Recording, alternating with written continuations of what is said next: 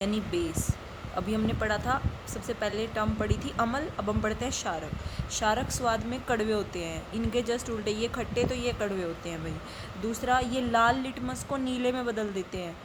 देखो, नीला लिटमस को तो नीले में ही रखेंगे, कुछ चेंज नहीं करेंगे, लेकिन जैसे ही आपने लाल लिटमस लिया उसको ये किस में बदल देते हैं, नीले लिटमस में।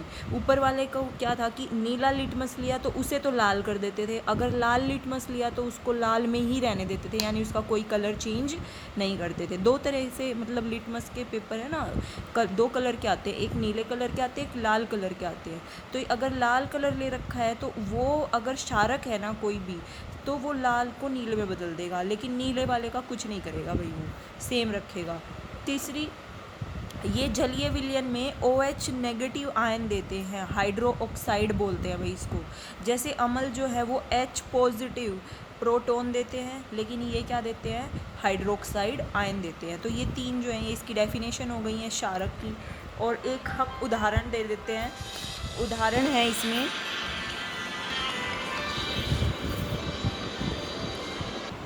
उदाहरण हम अगर करें इसका तो NaOH सोडियम हाइड्रोक्साइड, दूसरा है KOH अमोनियम मतलब पोटेशियम हाइड्रोक्साइड, और तीसरा है अमोनियम हाइड्रोक्साइड NH4OH। और अगर आम जिंदगी में हम देखते हैं कि कौन क्षारक होता है, तो साबुन जो हमारा होता है, कपड़े धोने का साबुन या नहाने का साबुन, वो सारे क्या होते हैं भाई, क्षारक होते हैं। ठीक है। एक वर्ड आता है क्षार। देखो, क्षारक और क्षार में डिफरेंस आता है, लेकिन हम आम तौर पे इन दोनों को एक जैसा ही मान लेते हैं। लेकिन क्षार होता क्या है एक्चुअल में, जल में घुलनशील क्षारक को क्षार कहते हैं। यानी जो भी क्षारक, जो बेस होता है, अगर वो पानी में घुलता है तो वो क्षार है, अगर वो पानी में नहीं घुलता तो वो क्षार नहीं है भाई, वो सिर्फ क्या है, क्षारक है। ठीक है। तो ये छोटा सा डिफरेंस है इन दोनों में, क्षारक और क्षार में। हम जैसे अगर मैं क्षार का एग्जांपल लूँ, NaOH या साबुन, देखो साबुन जो वो पानी में मिल जाता है, इसीलिए साबुन क्षार भी है और क्षारक भी है। सेम ऐसे ही NaOH जो है भाई, ये जल में घुल जाता है, इसलिए ये क्षार भी है और क्षारक भी है। छोटा सा डिफरेंस है, जो क्षारक पानी में घुल जाए उसे हम क्षार बोलते हैं। ठीक है। अब हम इसके बाद एक टर्म पढ़ते हैं। देखो, मैंने अम्ल और क्षारक समझा दिए हैं, इसके बाद हम पढ़ते हैं सूचक क्या होता है। सूचक की परिभाषा पढ़ते हैं भाई।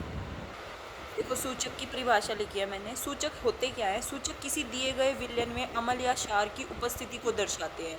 यानी आप देखो, मैंने ऊपर बताया था कि हम किसी भी अम्ल को, हर एक अम्ल को ना तो चख सकते हैं, ना ही उसको टच कर सकते हैं, क्योंकि बहुत सारे अम्ल ऐसे होते हैं, अगर आपने उन्हें टच किया तो सिर्फ टच करने से ही आपकी उंगली को वो जला देंगे। और अगर आपकी उंगली को जला सकते हैं, अगर आपने उन्हें जीभ से टेस्ट करने की कोशिश की तो वो आपकी जीभ को भी जला सकते हैं। इसलिए कभी भी किसी भी अम्ल को या क्षारक को कभी भी टच करके या टेस्ट करके कभी नहीं पता करते। उसके लिए कुछ चीज़ें होती हैं, कुछ चीज़ों से हम अम्ल और क्षारक का पता लगाते हैं। वो चीज़ क्या है, वो सूचक है।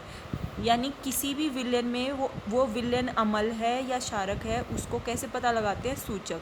अब कैसे पता लगाते हैं वो देखो, सूचक क्या करता है, इनका रंग या गंध, गंध मतलब उसका स्मेल, अम्ल या क्षारक माध्यम में बदल जाता है। मतलब कि जो जैसे कोई भी विलयन लिया तो वो उसका रंग जो है वो अम्ल में कैसा और दिखाएगा, अगर वो क्षारक विलयन है तो वो कोई और रंग दिखाएगा।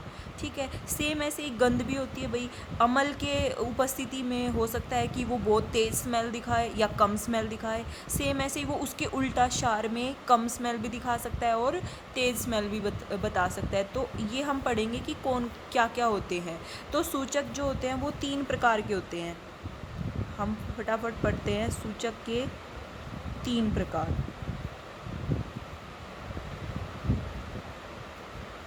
कौन कौन से होते हैं भाई, सबसे पहला होता है प्राकृतिक सूचक। जो प्रकृति से जो हमें मिले हैं वो होते हैं प्राकृतिक सूचक। सेकंड होता है कृत्रिम सूचक। कृत्रिम का मतलब क्या होता है, बनावटी, यानी मानव ने बनाया होगा उसे, हमने बनाया है उस चीज़ को, तो वो प्रकृति से नहीं मिला हमें, तो इसलिए उसका नाम दे दिया कृत्रिम सूचक। और तीसरा क्या होता है भाई,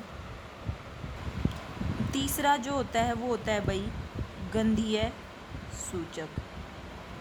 यानी गंध से हम उसकी स्मेल से हम पता लगाते हैं। तो ये तीन जो हैं, ये तीन प्रकार के सूचक हमें अभी पढ़ने हैं कि क्या क्या होते हैं।